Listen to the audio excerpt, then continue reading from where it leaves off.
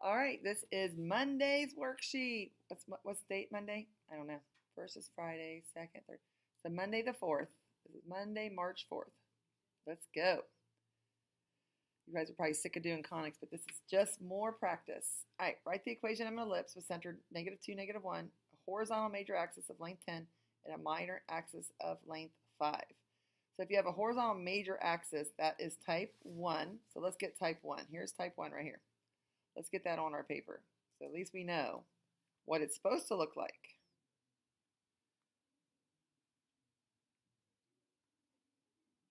It's a good place to start when you're not done until your equation looks just like this. All right. So the center is -2, -1. So we're going to go x minus -2, which is x plus 2 squared, and y minus -1, which is going to end up being y plus 1 squared. So there's that. We're almost halfway done. We haven't done much. Now the major axis has length 10.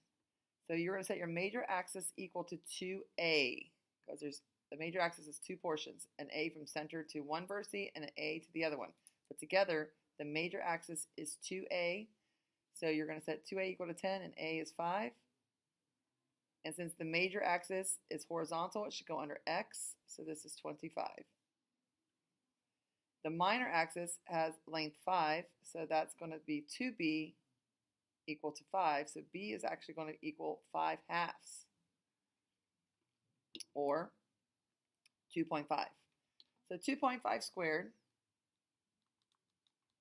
is 6.25. So 6.25 goes in the equation, and you are done. Again, knowing where to put the a and b is important. It says horizontal major axis, so it's longer this way. That runs the same way as the x-axis, so that's why the 25 went under the x. All right, now, the next one is write an equation of x with vertex 0, 7. 1, 2, 3, 4, 5, 6, 7. Now, it doesn't say major or minor. Oh, it says covertex. Okay, covertex is the same thing as saying minor. So that's -3, 0. So this is called your minor. This is your major. So if there's a one at 7, then there's also one at -7. That's your other one. And then your other minor is 3, 0. So this is what your ellipse looks like. I call this type 2. What's the difference of type 1 and type 2? It just means that your a squared will be under the y. So I don't care which one you write first. If you like writing the x minus h squared first, then write it first. Or take the one right from your paper. Since the paper says this one first, we'll do this. What's that? X minus h squared. Okay, and then the a squared has to go under y. A squared has to go under y this time because it's more vertical. Video. So the center is, you guys realize that the center is 0, 0 because it's the midpoint of these vertices. Anytime a vertex is got a 0 involved, the center is going to be 0, 0. All right, so anyway, so that's going to be y squared plus x squared equals 1. And then the a. This is your a right here. The a is 7 because that's your vertical. And it's always, in an ellipse, the a is always your bigger one. So this is your bigger part. That's 7. So your a squared is 49, and that goes under y. Now, I don't know. Yeah, I do know me. It is 3. Sorry. B is 3. That's your minor vertex or your covertex. So this is 9, and this is your answer.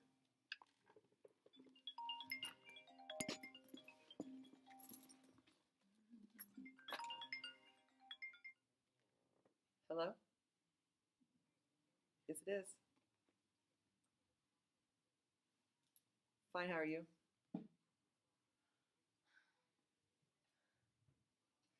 I was actually getting ready to call here in like 10 minutes. I have to reschedule.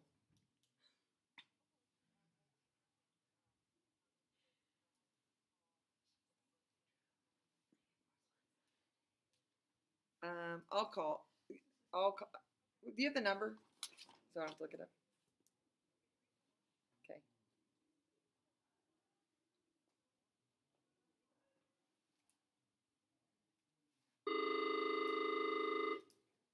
Yeah.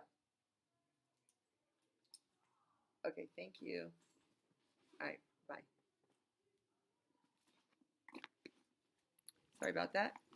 All right, write the equation in Lipson standard form, then identify the vertices, covertices, foci. Okay, so we're going to get this to equal 1. So we're going to divide by 144.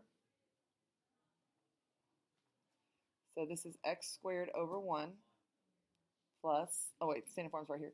So x squared over 1 plus y squared. So if you're not sure what it is, you can go like this. 36 divided by 144, and then press math, enter, enter. So it's 1/4. So there's going to be a 4 in the bottom of this one, equals 1. Okay, there's standard form. So what that means is that your center is 0, 0, which they don't ask, but the major vertices are going to be under the y. So that's going to be up 2, down 2. So the vertices are 0, and you can say plus or minus 2 to save time if you want. And then your co-vertices are going to go this way. They're going to go 1 right, 1 left. So they're going to be plus or minus 1 and 0, which you can write 1, 0, negative 1, 0, or you can write it like that. And your foci are c squared equals a squared minus b squared, which is 4 minus 1, which is 3. So your foci are going to be on the same as the major axis, and they're going to be about 1.7 up. So they're going to look like your foci will always look like your vertices. So if there's a 0 first in your vertices, there's a 0 first in your foci if it's a vertical one. And this is going to be plus or minus square root of 3. And we're done. Write the equation in Lipson standard form. Let's go ahead and complete the square. Oops.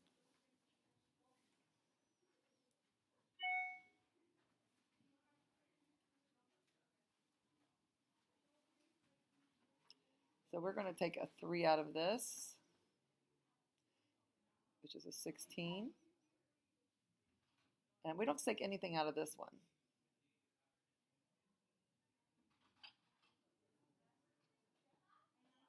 Do you cancel my knowledge check as well? I'm in the middle of the video. Oh, sorry. Do you need to do it right now, or can I wait till after? No, sure, whatever. Just to that. Okay.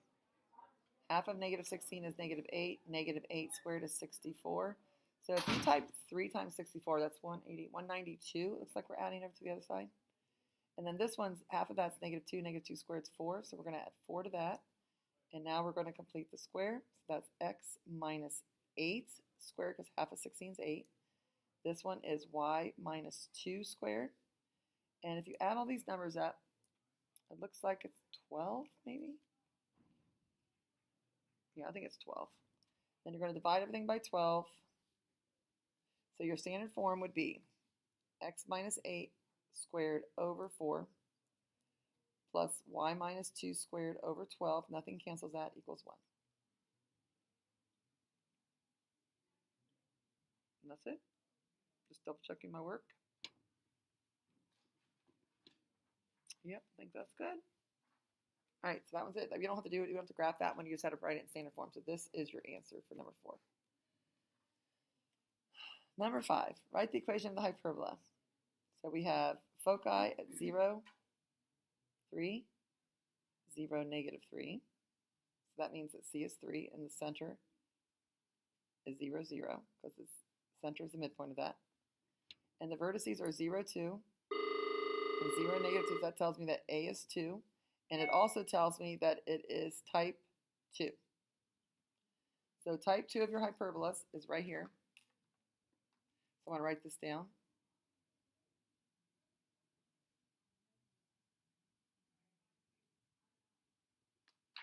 And the center is 0, 0. So that's going to be y squared and x squared. A is 2, so that is going to be a 4. And make sure that the A is under the y because it's up and down. And to find your b squared, write your foci formula. The C was given to you because I gave you the foci, so this is 9. 3 squared is 9. A was 2, so A squared is 4. So it looks like B squared is going to be 5. And that goes right there. And you're done. So write the equation of the hyperbola in standard form.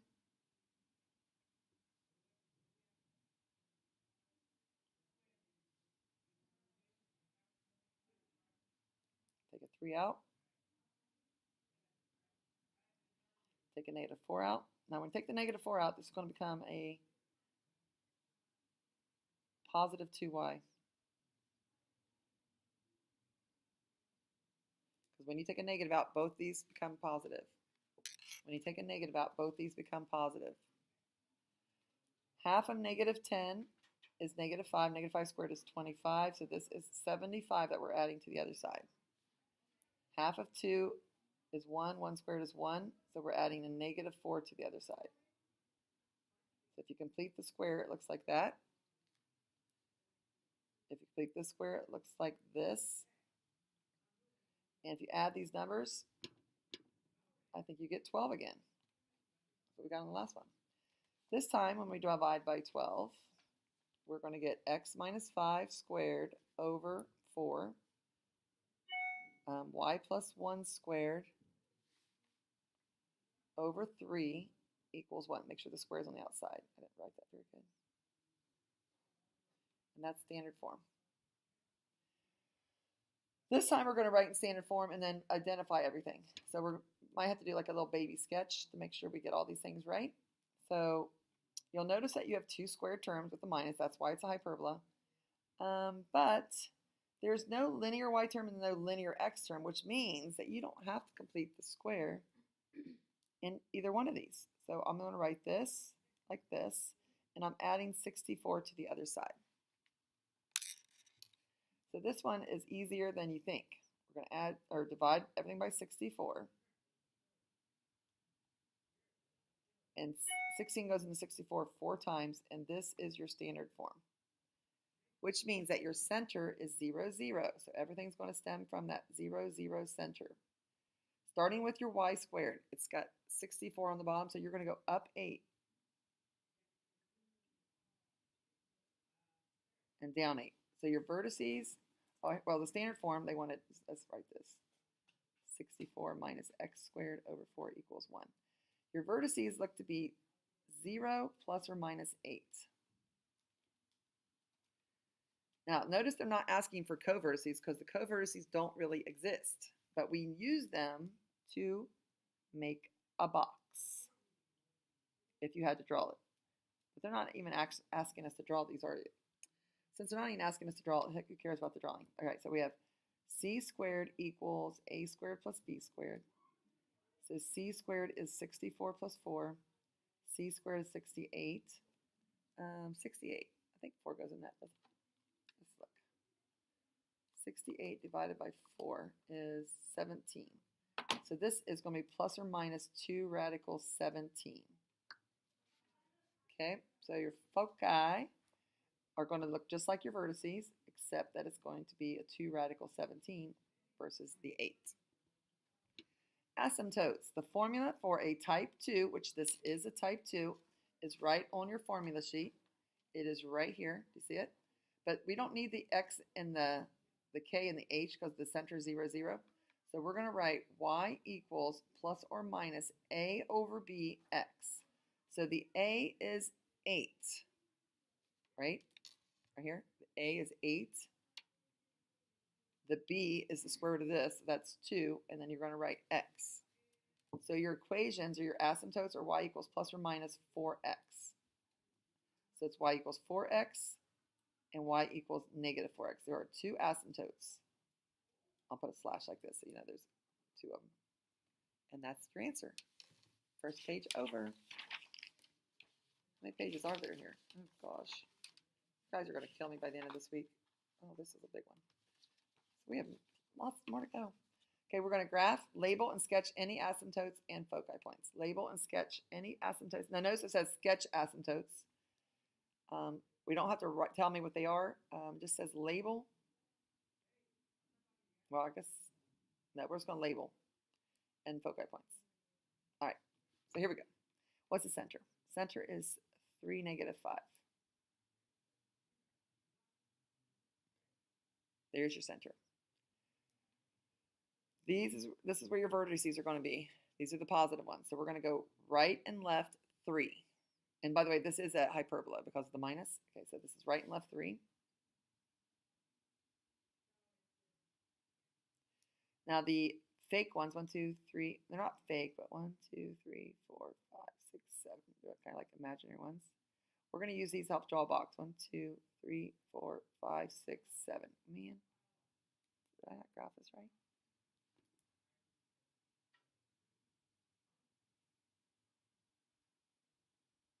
Okay, just draw some nice asymptotes. Oops.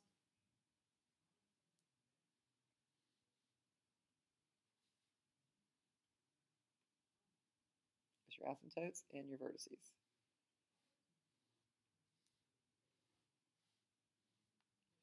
Here's your hyperbolas. Label, I don't know. I'm not gonna find the asymptotes, guys. Sorry, I just drew them. I'm just gonna sketch them. It's not labeled asymptotes. All right, foci points. C squared equals a squared plus b squared. So c squared equals 9 plus 49. C squared equals 58. Oops. 58 divided by 4 is, oh, that's not a perfect square then. 29. There's no perfect square that goes in 58, so this is just going to be plus or minus square root of 58. And we're going to label, so square root of 58 is about 7.6. So we're going to start from the center. We're going to go 1, 2, 3, 4, 5, 6, 7.6. So I'm not going to have you tell me what they are, but I'm going to have you draw them. 1, 2, 3, 4, 5, 6, 7.6. It just says label them. To me, this is labeling them. Oops, I put an L. That's an F. So foci 1, foci 2, make sure you label them with an F1 and an F2. I don't care which one's 1 and which one's 2, but just label them. Okay, done. 9. What's the center? The center, again, it's a hyperbola, but this is an up and down one. This is a type 2, so this is an up and down one. So the center is 1, negative 5.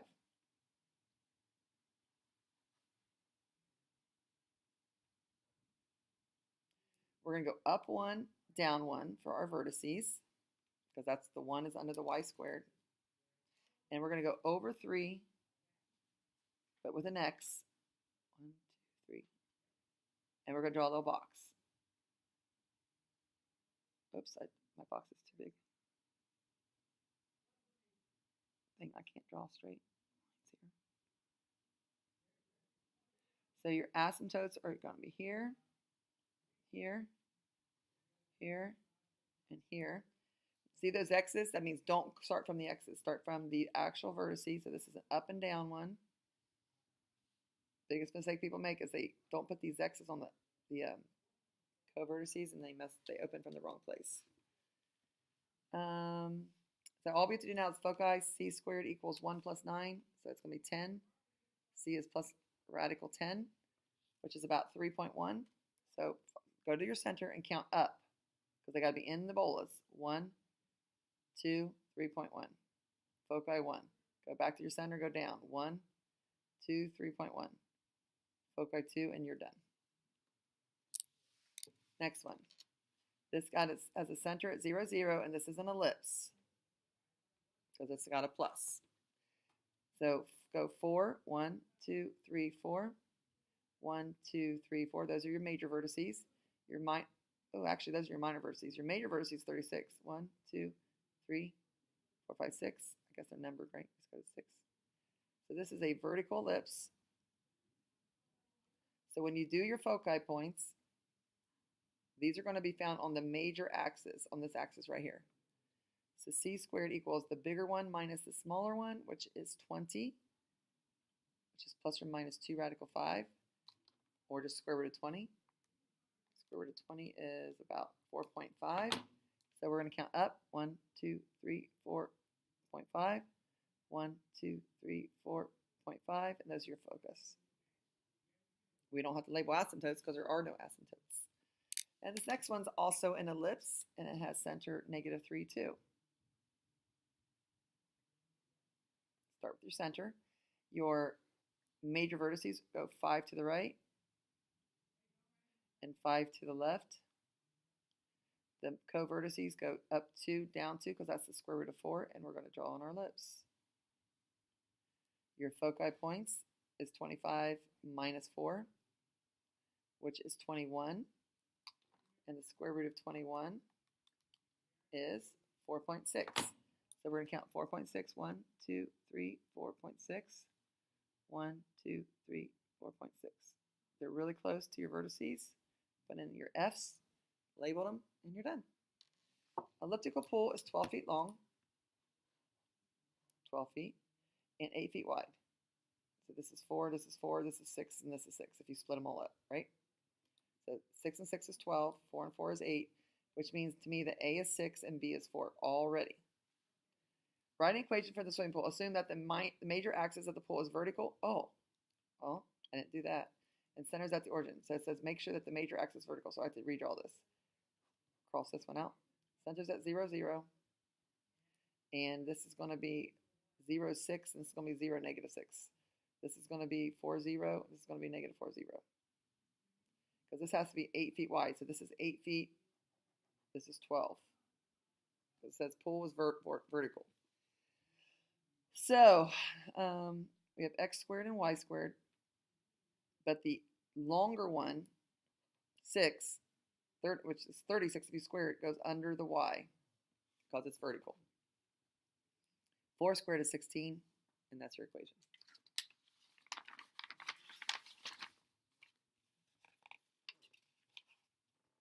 God, we have 2 more pages of this. What was I thinking doing all this? Space probe flies by a planet in a hyperbolic orbit. It reaches a vertex at its orbit at 5, 0. This is the vertex of its orbit at 5, 0, and then travels along a path that gets closer and closer to the line y equals 2/5 up 2 over 5, down 2 over 5. So basically your asymptotes look like this. If y is basically y is plus or minus 2/5 x. Write the equation that describes the path of the space probe if the center of its center is 0. So it's pretty much telling you that the vertex is at 5, 0. So there's another one at negative 5, 0. So that's what the picture looks like. This is a type 1, left and right. So since the center is at 0, 0, we don't need the h and k. So we have this type. X has to be first and has to be positive. The vertex is 5. So that means if you square it, it's 25. We just have to figure out the b. Well, you'll notice in the asymptote, there's the 5 right there. So that means this is a, and then that this is b. And you can even look at the hyperbola type 1 asymptote. Hyperbola type 1, see that's b over a. So the a is on the bottom, that's 5. So the b has to be the 2. So the b is actually the 2. So that's 4. So when they give you an asymptote, they're actually giving you the b over the a. So write an equation in a circle if the endpoints of the diameter are 5, negative 7, 2, 3, 4, 5, 1, 2, 3, 4, 5, 6, 7, and negative 2, 4. So this is the diameter. So your circle is going to look like something like this. So if you need an equation of a circle, you need to know the center, and you need to know the radius. How do we find the center? The center is the midpoint of the 2 points of your diameter. So the midpoint would be the average of your x's and the average of your y's. So that's 3/2, and this is negative 3/2. So I would write x minus 3/2 squared and y plus 3/2 squared. Now the radius is the distance from the center to this, or it's the distance of the whole diameter divided by 2. So I think I'm going to do the distance of this. The distance formula is 5 minus 2 squared and negative 7 minus 4. So this is 7 squared, which is 49. And then negative 7 minus 4 is negative 11 squared, which is 121. 170. I think that's what that is. Square root of 170. So if you square this, if you square 170, you get 170. So radical 170 squared is 170. if I added right, 160, 170. I think that's right. I'm going with it. Find the equation circle with center at negative 6, 5. So right all the way, this is going to be x plus 6 squared, y minus 5 squared. That's that part. And it's tangent to the x-axis. So what does that mean the radius is? Let's see what that means. 1, 2, 3, 4, 5, 6. 1, 2, 3, 4, 5. Tangent means, so this is the center. Tangent means it touches the x-axis in one place. So it touches it right here. So what is that radius? So how far are you from the center to the x-axis? You are the y-coordinate distance away. So this is 5. You went up 5. So this should be 25 because it's radius squared. Write the equation of the circle. Let's complete the square with the circle. Circles are easier than the other ones because you don't usually have to take a GCF out. So what's half of negative 4? Negative 2. Negative 2 squared is 4. Add 4 to the other side. Half of negative 2 is negative 1. Negative 1 squared is 1. Add a 1 to the other side. Complete the square. This is 9. This is the equation of your circle with center 2, 1. There's your center. Radius 3. So you're going to go 1, 2, 3, 1, 2, 3, 1, 2, 3, 1, 2, 3.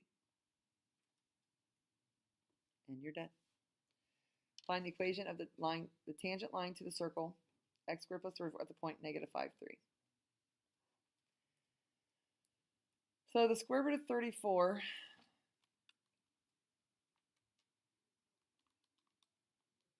is 5.8.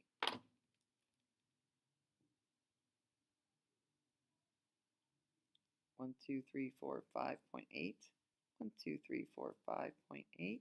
1, 2, 3, 4, 5.1, 2, 3, 4, 5.8. So here's your circle.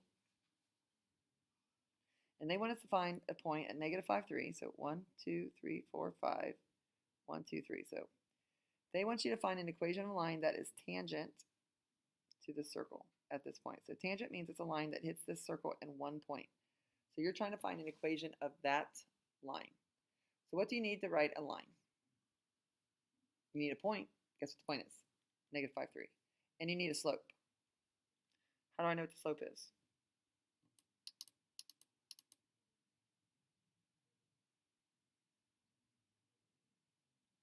Well, it has something to do with this. Let's see. Let's figure out the slope of a perpendicular line to it. Okay, so if you draw a line from the center to the point, it's perpendicular to it. It should be anyway. Maybe if I redrew this, it would be. Let's draw so that it's perpendicular. Okay, so this line is perpendicular to this line. So you should be able to figure out the slope from the center to this point because the slope is rise over run. So the rise would be 3 and the run would be, so your slope, the slope of the radius from the center is negative because it's coming this way, and its the rise is 3, over 5. So go down 3 basically over 5. So it has something to do with these ordered pairs. So this is the slope of the radius. So the slope of your line is perpendicular to this, and perpendicular slopes are opposite reciprocals. So yours would be positive 5/3. So you're going to use the perpendicular slope 5/3 with the point that's on the line, and you're going to write an equation of a line, which is y2 minus y1 equals slope times x2 minus x1. So actually, I think it's y1 minus y2.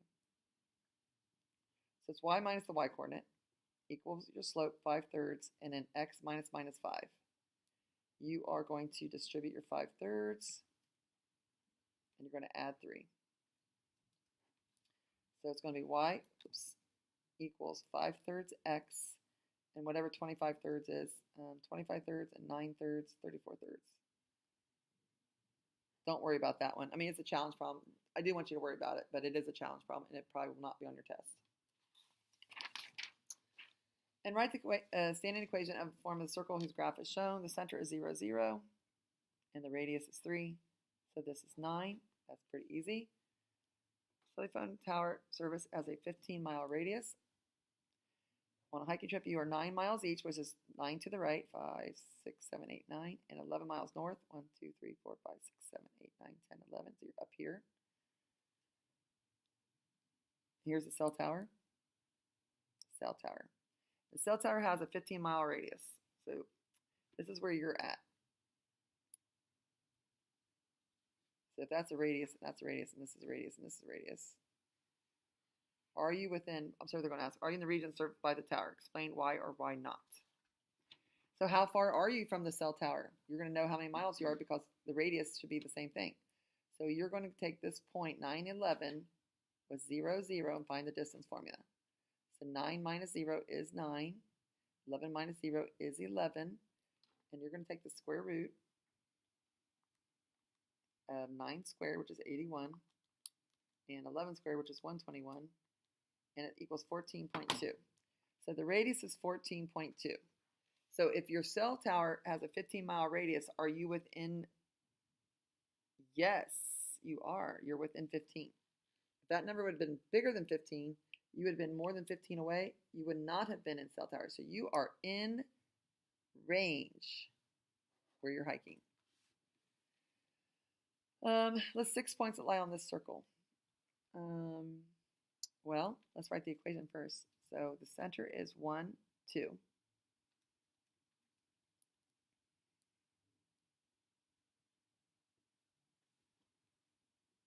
And the radius is 4, so that's 16. So if you want 4 points on this circle, you can actually list these right here. This is 1, 6, there's one of them. And then 1, negative 2. And then this one is 5, 2. And then this one looks like it's negative 3, 2. There's 4 of them. How can we get the 5th and 6th one? I think we're going to have to graph. So to graph this on the calculator, we're going to go y minus 2 squared equals 16 minus x minus 1 squared. And then you're going to square root both sides,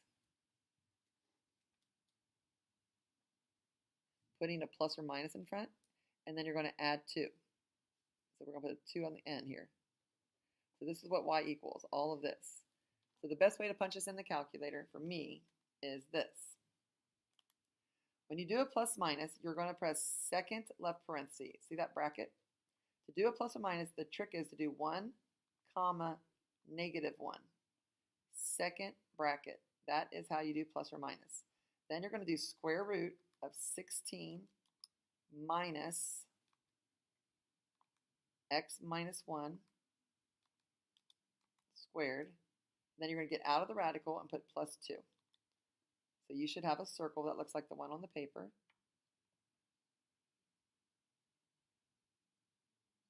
It's always broken up. It kind of looks like an ellipse, but it really is a circle. So that does look, so just to make sure it looks like the one on the paper. Now you can go to your T table and find any points you want. So there's the 1, 6, you see it? 5, 2, but the negative ones won't show up because we didn't, the way we did it. So just find any points that you like. How about 3, 5.46? There's one. And you can just pick any of these. How about, we'll use negative 1, 5.46, because that's at least symmetric to the one we just wrote. And there you go. There's 6 points. Write an equation of the ellipse with foci 3, 5, 1, 2, 3, 1, 2, 3, 4, 5 foci, and 3, negative 1. So what does this tell you right now about your ellipse if the foci are up and down? It tells me that your ellipse is going to be more vertical than horizontal. That tells me that you're in type 2 of the ellipse, which is this one right here. So maybe you want to write that on your paper. So at least you don't get the equation part of it wrong. So you're in type 2 right here. So right now, the center is the middle of this. So it's going to be 3 something. What's the middle of 5 and negative 1? That's 6. I think it's going to be 3 down. I think it should be 2 because 2 should be 3 away from that and 3 away from that. So here's your center. Your center is at 3, 2. I kind of need that for my formula. So it's y minus 2 squared and x minus 3 squared. There's so far in my equation. Now, the c is the distance from center to a foci, which is 3. So we do know c is 3 so far. Then it tells you your vertices are 3, 6, and 3, -2. So that means from center to vertice, if your center is 3, 2 and you're going to 3, 6, your A is 4. So we're going to find, so if A is 4 means that this is going to go under the Y, so that's 16. And then we're going to find the B by going C squared equals A squared minus B squared. 9 equals 16 minus B squared. B squared equals 7. So put a 7 in there. Oh my God, we have one more problem. This is the longest video. Okay, no, it's not really. It's only 32 minutes. Oh my gosh. Center 2, -3. Focus 8, 4, 5, 6, 7, 8, -3. So what does this tell us about our hyperbola? It tells me, oh, my vertex. Well, let's go ahead and do the vertex. 1, 2, 3, 4, 5, 6. If this is my vertex, it's opening this way. So this is a left or right hyperbola, which already I know it looks like this, because this is type 1 of your hyperbolas. The center was given. This is your h and this is your k, so you have x minus 2 squared and y plus 3 squared. Okay, take care of your center. The a is the distance from center to vertex. So if this is your center and this is your vertex, the distance from 2 to 6 is 4. So that tells you that a is 4. So I'm putting in a 16 right there. Now, the distance from center to focus would be from here to, from 2, -3 to 8, -3, that's 6. But that c doesn't go in your equation, but you can use the foci formula, which in a hyperbola is c squared equals a squared plus b squared. And you get 16 plus b squared, and b squared is 20. And this Monday's sheet is done.